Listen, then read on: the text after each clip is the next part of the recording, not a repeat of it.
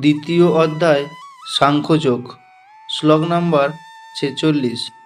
যাবানৎ উৎপানে সর্বত সংপ্লুতু দকে তাবান সর্বেষু বেদেষু ব্রাহ্মণস্য বীজানৎ। ক্ষুদ্র জলাশয়ে যে সমস্ত প্রয়োজন সাধিত হয় সেগুলি বৃহৎ জলাশয় থেকে আপনা হতেই সাধিত হয়ে যায়। তেমনি যিনি পরব্রহ্মের জ্ঞান লাভ করে সব কিছুর উদ্দেশ্য সম্বন্ধে জানতে পেরেছেন, তাঁর কাছে বেদের সমস্ত উদ্দেশ্য স্বাভাবিকভাবেই সাধিত হয়েছে। বেদের কর্মকাণ্ডে যে সমস্ত আচার অনুষ্ঠান ও যাগযজ্ঞের বিধান দেয়া হয়েছে তার উদ্দেশ্য হচ্ছে জীবকে ক্রমশ আত্মতত্ত্বজ্ঞান লাভ করতে উৎসাহিত করা। আর আত্মতত্ত্বজ্ঞান লাভের উদ্দেশ্য ভগবদ্গীতার পঞ্চদশ অধ্যায়ে স্পষ্টভাবেই দেয়া হয়েছে। বেদ অধ্যয়ন করার একমাত্র উদ্দেশ্য সর্বকারণের পরম কারণ ভগবান শ্রীকৃষ্ণকে জানা। সুতরাং আত্মতত্ত্বজ্ঞান লাভ করার অর্থ ভগবানকে জানা এবং তার সঙ্গে আমাদের নিত্য সম্পর্কের উপলব্ধি করা। ভগবদ্গীতার পঞ্চদশ অধ্যায়ে ভগবানের সঙ্গে জীবের সম্পর্কের ব্যাখ্যা করে বলা হয়েছে, জীব ভগবান শ্রীকৃষ্ণের অবিচ্ছেদ্য অংশ। তাই জীবের শাশ্বত কৃষ্ণ ভাবনাকে জাগিয়ে তোলাই বৈদিক জ্ঞানের চরম প্রাপ্তি। শ্রীমদ্ ভগবতেই তা প্রতিপন্ন করে বলা হয়েছে, হে ভগবান, নিরন্তর যিনি আপনার নাম কীর্তন করেন তিনি চণ্ডালের মতো নিচকুলে জন্মগ্রহণ করলেও আধ্যাত্ম মার্গের অতি উচ্চস্তরে অধিষ্ঠিত। এই প্রকার মানুষ বৈদিক শাস্ত্রের নির্দেশ অনুসারে বহু তপশ্চর্যা করেছেন এবং সমস্ত পুণ্যতীর্থে বহুবার স্নান করে বহুবার বেদ অধ্যয়ন করেছেন।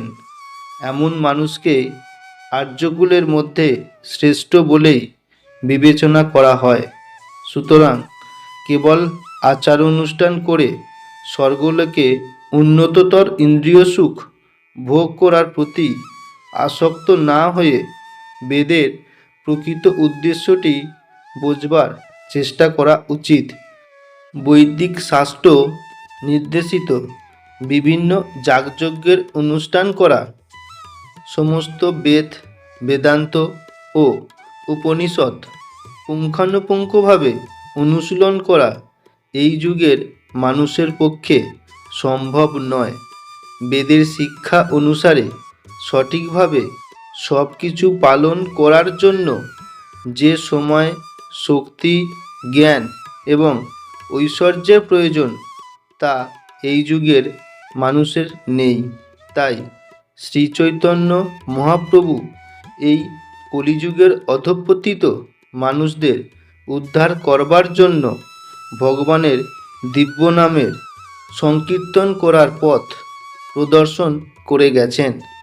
মহাপণ্ডিত প্রকাশানন্দ সরস্বতী যখন শ্রীচৈতন্য মহাপ্রভুর কাছে জানতে চেয়েছিলেন তিনি কেন বেদান্ত দর্শন পাঠ না করে ভাবুকের মতো ভগবানের নাম কীর্তন করছেন, তখন তার উত্তরে শ্রী চৈতন্য মহাপ্রভু বলেছিলেন যে তার গুরুদেব তাকে অত্যন্ত মূর্খ বিবেচনা করে পবিত্র কৃষ্ণনাম কীর্তন করার নির্দেশ দিয়েছেন।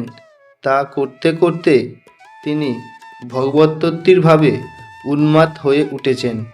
এই কলিযুগে অধিকাংশ মানুষই মূর্খ এবং বেদান্ত দর্শন বোঝার মতো ক্ষমতা তাদের নেই। ভগবানের দিব্য নাম নিরপরাধে কীর্তন করার মাধ্যমে বেদান্ত দর্শনের উদ্দেশ্য যথাযথভাবে সাধিত হয়। বৈদিক জ্ঞানের শেষ কথা হচ্ছে বেদান্ত।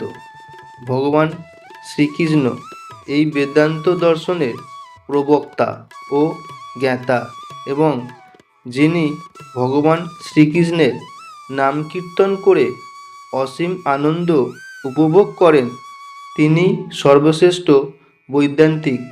সেটি অতীন্দ্রিয় বৈদিক জ্ঞানের চরম উদ্দেশ্য।